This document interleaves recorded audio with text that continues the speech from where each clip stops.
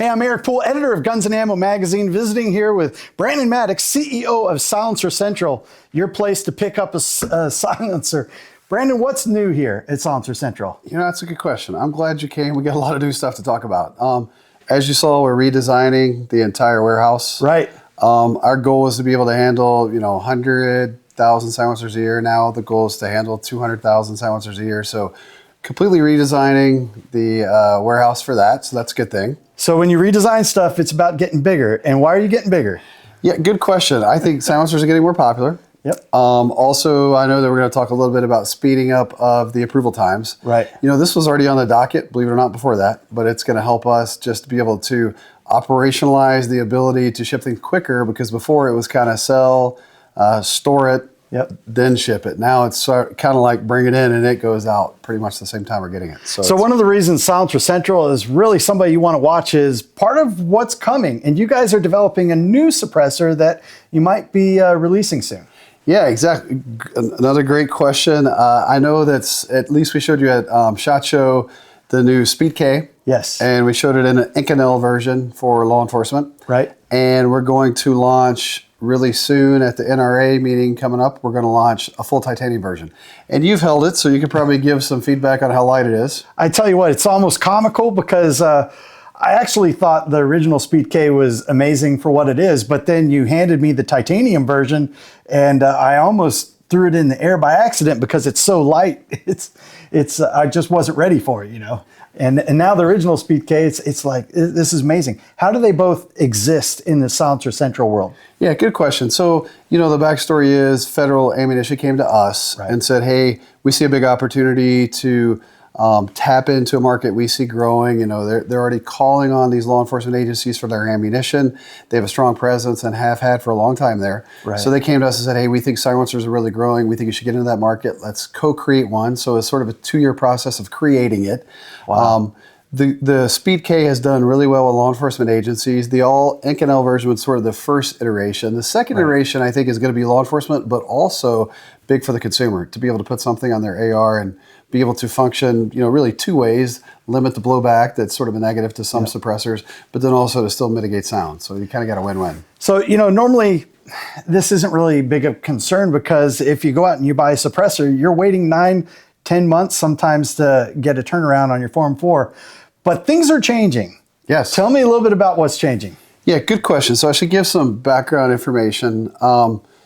People that are listening to this may not realize I've been doing this since like 2005. So I've been working off and on with the ATF for a long time. Right.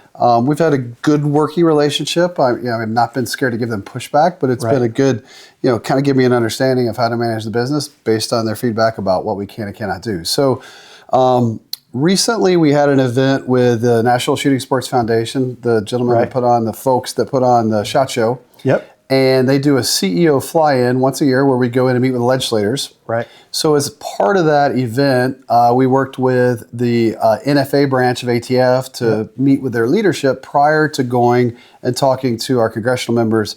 And I told ATF one of the big things that comes up is the wait times and why are they so long? And this is what complaints we're getting from our members, or from our, the people that elect us, our constituents.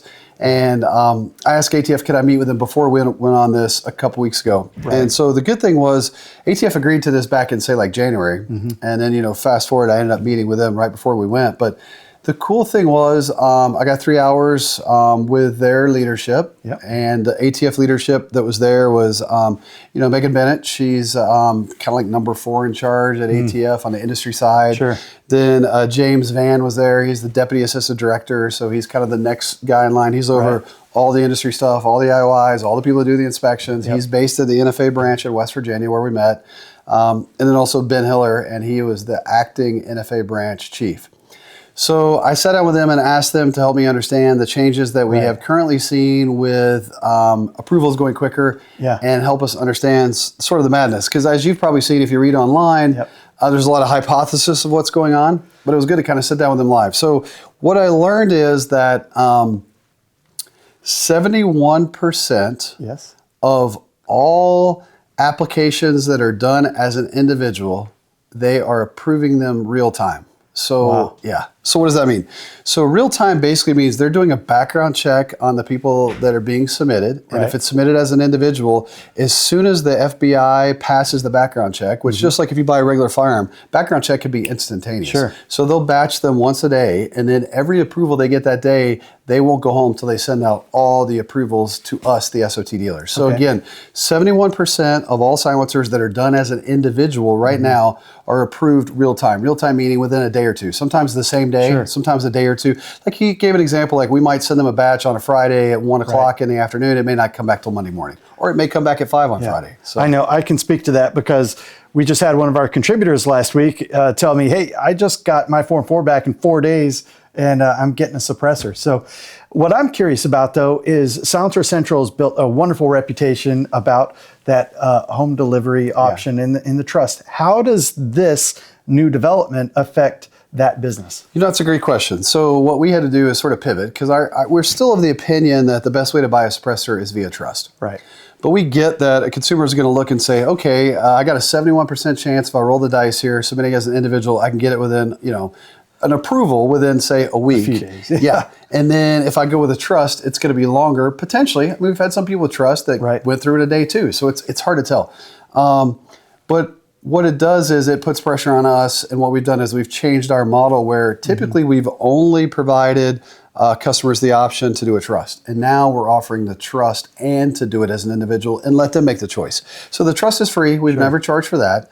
The individual, of course, is no additional cost. It's really a subset from a process standpoint of what we're currently doing. Right. So we've pivoted and we're offering both. So that's a positive to the consumers. Awesome. The feedback on the trust, because that's a good question. So the ATF's goal on the trust is to be down to 2 to 3 weeks. That's their ultimate goal. And they're honest that there are several templates that they see of trust that are more prevalent than others. Right. I think they share with us we're probably 40% of their business. So when you look at having the same trust come from one company, it's easy where they don't have to always read through everything. They know on page 4 is where we list the co-trustees, and they can look to make sure their background checks were being done. So we're hoping that's going to speed up. Right. So, but right now we do realize that the market has changed and that individual is quicker, and that is something we're offering. So that's a good thing. It has also messed, I would probably say, with our Easy Pay. We let people pay while they wait. Right. So it's kind of a catch-22, right? I mean, some guys would say, okay, I'm going to buy one. And then it's like, well, if I can Easy Pay, I'll buy 3. Yes. So now it's sort of like, pay all it right, out over time. Totally. Exactly. And we don't charge any interest or any fees. And some people are still doing that because we know that 29% of the people who buy are going to go longer. And so they may ask questions like some people might say, okay, what happens to the 29%? Why are they being delayed longer? So when you have a background check done by the FBI, it's called further review if you go into that. So 29% of people have either been arrested for whatever reason, and they have to actually manually look at it and see how did that charge end? What were you actually found guilty of, or what did you plead to? If anything, exactly. So they have to manually review it, which adds time. Yep. And the other thing is if there's a felon in your state with the same name, same date of birth, got to sort that out and begin. Totally. So that's the 29%. So if you've never been arrested and you don't have a very common name and you know for sure there's no one in your state with a felony that's the same name, you're probably going to go through. No promises. It's up to the ATF, but 71% are going to go through that quickly. But to your questions about the other changes, I mean, it's had us embrace a new process, which we love because it speeds up. Because we do find that if you get it quickly, then you buy another one really quickly. And it just, instead of buying 3 and waiting, 9 months, now you're buying 1 a week for, over 3 weeks. So it's before definitely you know changed it, your whole gun safe has a suppressor on it. Exactly. That's what we would love to see. Totally, 100%. I'm trying to think if I had any other things to sort of tease up about the trust. I mean, like they call it a swim lane is what they're trying to create so that it's quicker for people that have the, a common trust that they see more often so that it'll speed up the approval time on that. We do feel like eventually it'll get back to where they want to be at 2 to 3 weeks. So I guess the question is this sustainable? We feel like it is. And talking to the leadership there at ATF and gaining their feedback, they've completely, in my mind, changed their processes. Sure. I think the other probably natural question is, I would see online people are like, how do you go from 10 months to 3 days? Like, how does that happen? And of course, that was a question that, at this meeting that we had, Larry Keene from NSSF called in. So he asked a really good question, like kind of quantify for this for me. Right. And what I learned and I found, very interesting is, okay, 2 of those gentlemen that I mentioned, I could tell are gun guys because we did a tour of the reference lab. I don't know if you've ever been there in West Virginia where they've got thousands. I've heard stories. Oh yeah, I mean they've got thousands of rare guns, and kind of their goal is like if there's a crime, they can go and look at that gun Right. actually there and see how it functions. There's a sample of every gun that's ever been made. Yeah. That type thing. Exactly, it's in West Virginia in the NFA branch. So they gave me a tour of it. I didn't want to tell them I'd already been through it 3 or 4 times, but it's always great to see. So Hey, I'd go back. Oh yeah, for sure. And I could tell that these gentlemen knew more about the military guns than I did, so I could tell they're gun guys. Yeah. So the background for that is that Ben Hiller, who is the acting NFA branch, Right. he said him and James, his boss, are actually working forms.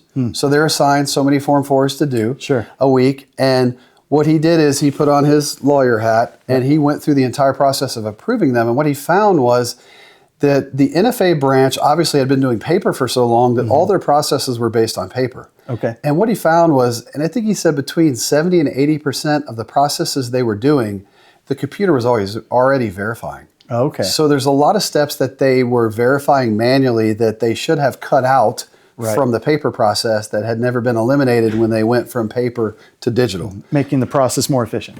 100%. So by them eliminating 70 to 80% of the paperwork and duplicate effort and duplicate checks that the computer system's doing, now they're more efficient. They're hiring more people. I mean, while I was there, they just hired 9 people. So that Right. is an additional people that are in the hopper to kind of work those.